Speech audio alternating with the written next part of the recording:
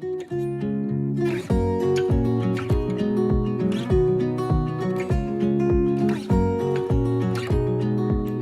back to the Wheatfield. I got my fire, my decor, my new Urban Market slot cap. I'm obsessed with the Urban Market. If you live anywhere close to Nashville, you got to check it out if you don't already.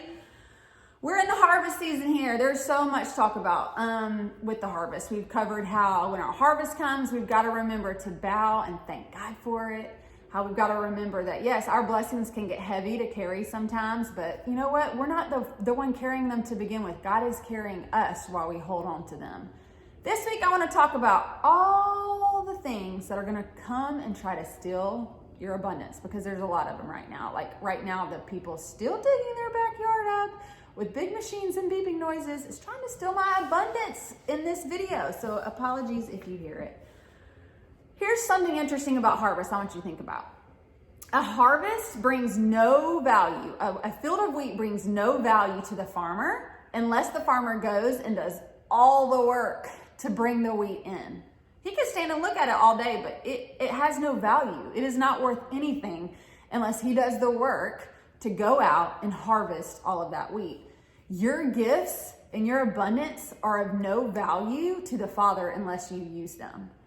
But you know what's crazy? I think sometimes we buy into this lie, and I've touched on this before, that like, if life is hard, if there's work, if there's tribulations, like clearly I'm not in a season of blessing. And that's just not the truth. I mean, honestly, hard work, the actual hard work. We thought it was hard growing a field of abundance and waiting and sowing and all those things.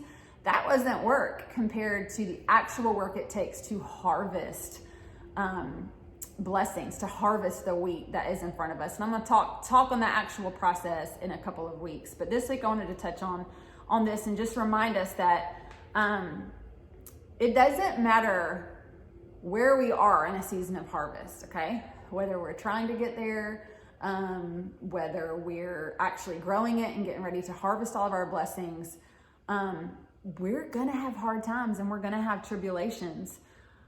Raise your hand if you've ever, because I can see you and all, but if you've ever arrived in a season of life that you prayed for, like, you know what, God, if I could just get if you can just give me this, like, I'll have it made, I'll be happy, my life will be abundant and problem-free. And then you get in that season and you realize it is a heck of a lot of work. It's just not easy work to stay there, work to keep up, work to take care of whatever beautiful wheat field that you've been blessed with. Or maybe it's not even that it's work. That's not the problem. Maybe you just could have never anticipated the trials and tribulations that would have come once your field of abundance arrived. I think sometimes that we forget that hard times can be found in the middle of an abundance. I mean, I hope and pray that I'm not missing the abundance in my life in this crazy COVID time, in this crazy, somewhat like what's about to happen every day in our country time. I pray I'm not missing the abundance, because harvest can be here, but you know what else can be here? I'm pretty passionate about this because I feel like this robs me of my abundance way too many times. Locust, bugs, nasty bugs come trying to steal your abundance. It happened all the time in biblical times, and it happens now. We have pesticides to try to protect all the things farmers are growing from bugs. Here's what Deuteronomy 28:38 says, "You shall bring out much seed to the field, but you will gather in little, because the locust will come and consume it." You know the crazy locust I'm talking about, right? The locust of self-doubt and pride. Is my harvest big enough? Are these blessings that I have and all these things that I've been given, is that enough? Because I've worked really hard for this blessing, but like that farmer in the next field over, man, like she didn't work as hard as me, and like she's got way more blessings coming her way. Man, is my harvest okay? Like I don't have quite what she has. I don't really remember seeing her work as hard as I worked, or sacrificing as much as I sacrificed. Or the locust of jealousy from the people the next field over. So they're jealous of your harvest, and maybe they talk and spread some lies about all the things you're about. Or maybe it's the locust of exhaustion. You can't even enjoy your harvest because you're just so dang tired.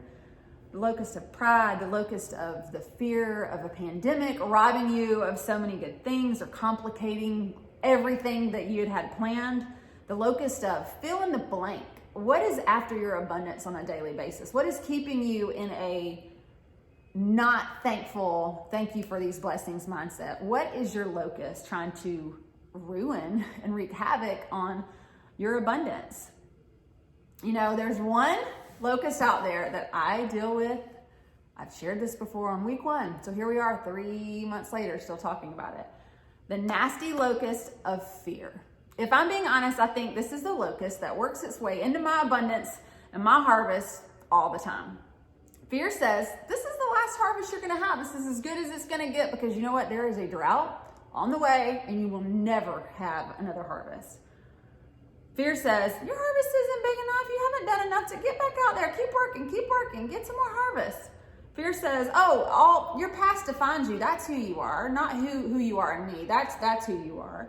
Fear says, you know those crazy farmers a few fields down? Yeah, everything they said about you is true. Your locust, whatever it is trying to steal the joy and peace from your harvest right now, making you think that God has forgotten you. Identify your locust and do not let it do that. Because John 10:10, which this whole thing is based off of, I've told you that before, it does not say, I have come that you may have life and have it with a locust-filled abundance. No way. That is not the life that God has created and designed for us, and we do not have to sit and believe that. This is not the life God has for us. A cheapened, locust, pride-filled, jealousy-filled, doubt-filled, fear-filled abundance.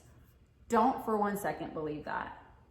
Let's have faith that God's abundance is good, even when life is hard, even when life is confusing, even when we have tribulations and we have locusts.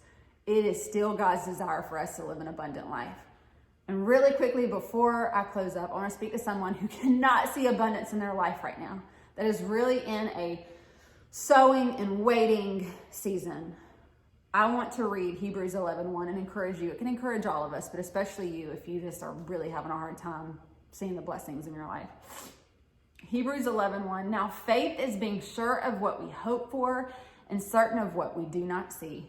You may not see the abundance right now, but I pray you have faith to know what you're dealing with right now is going to get you to that abundance.